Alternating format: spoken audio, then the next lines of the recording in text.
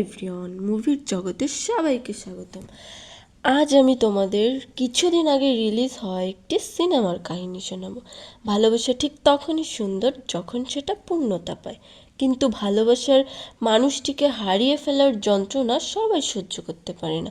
প্রিয় মানুষটিকে না পেলে মানুষ কতটা জঘন্য এবং বর্বর হয়ে উঠতে পারে সেটা দেখাবো আজকের মুভিতে। তো দেরি না করে চলে যাওয়া যাক মুভির কাহিনীতে। অলিউড প্রেজেন্টিং বরবাদ মুভিটি রিলিজ হয় 2025 সালে। তো মুভির কাহিনী শুরু হয় আরিয়ান মির্জার ছোটবেলা দেখিয়ে, যেখানে স্কুলে হঠাৎ একদিন সে একটি মেয়েকে কিস করে বসে।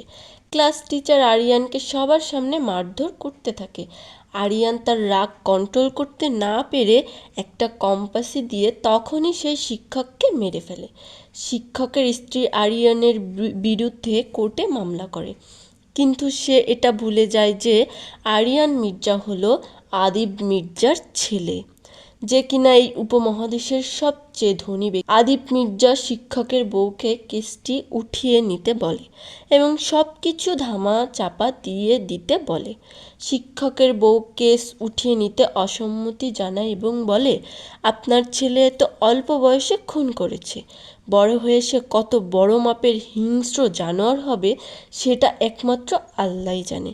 সাথে সাথে আদিব মির্জা ওই মহিলাটিকে খুন করে রেখে চলে আসে। তো এরপরে কেটে যায় অনেকগুলো বছর। বাবার আদরে বড় হতে থাকে আরিয়ান মির্জা। এই শহরের সবচেয়ে বড় মাফিয়া এবং খুনি সে।